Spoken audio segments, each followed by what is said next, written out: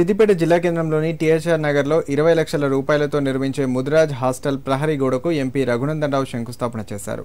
ఈ సందర్భంగా నిర్వహించిన సమావేశంలో ఆయన మాట్లాడారు. రాష్ట్ర ప్రభుత్వం స్థానిక సంస్థల ఎన్నికల్లో బీసీలకు 42% రిజర్వేషన్లు ఇచ్చిన తర్వాతనే ఎన్నికలు నిర్వహించాలన్నారు. ముదిరాజులలో రాజకీయ చైతన్యం రావాల్సిన అవసరం ఎంతైనా ఉందన్నారు. కాంగ్రెస్ బీఆర్ఎస్ పార్టీలు బీసీలను ఓటు బ్యాంకుగా వాడుకుంటున్నాయి తప్ప బీసీలకు చేసింది ఏమీ లేదని విమర్శించారు. బీజేపీ పార్టీ చెప్పింది చేస్తుందని, కాంగ్రెస్ బీఆర్ఎస్ పార్టీలకు బీసీని ముఖ్యమంత్రి చేస్తామని ప్రకటించే దమ్ముందా అని రఘునందన్ రావు ప్రశ్నించారు. వచ్చే ఎన్నికల్లో తెలంగాణలో బీజేపీ ప్రభుత్వం అధికారంలోకి వస్తుందని, బీసీ వ్యక్తి ముఖ్యమంత్రి అవుతాడని ఆయన ధీమా వ్యక్తం చేశారు. భారతీయ జనతా పార్టీ మాటలు చెప్పేది కాదు, చెప్పింది చేస్తారు, బరాబరి చేస్తారు. అదే కాంగ్రెస్ లో టీఆర్ఎస్ లో ఒక బీసీని ముఖ్యమంత్రిని చేస్తామని ప్రకటించే దమ్ముందా అనేది ఒకసారి ఆలోచించాలి. నేను చెప్తా, వచ్చే ఎన్నికలలో మేమే అధికారంలోకి వస్తాం, భారతీయ జనతా పార్టీ ఈ రాష్ట్రంలో అధికారంలోకి వస్తుంది. ఇలా సిద్దిపేట ముదిరాజ్ భవన్ సాక్షిగా చెప్పుతున్నా, తెలంగాణ రాష్ట్రంలో బీజేపీ ముఖ్యమంత్రి బీసీ బిడ్డనే ఉంటుంది తప్ప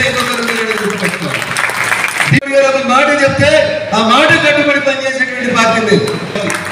మధ్యప్రదేశ్ లో మేము అధికారంలోకి వచ్చినాం. మధ్యప్రదేశ్ లో ఒక బీసీ గీయాలనుకున్నప్పుడు మోహన్ యాదవ్ అని ఒక యాదవ్ బిడ్డను మధ్యప్రదేశ్ ముఖ్యమంత్రి చేసింది.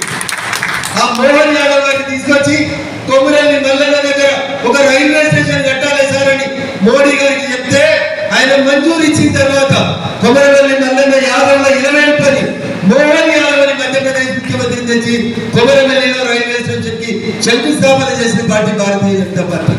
మేము ఒకసారి మాట చెప్తే బరాబర్ మాట కట్టుబడి ఉండేటువంటి పార్టీ. అందుకని ఐక్యంగా ఉంటారా విడిపోతారా మీ ఇష్టం.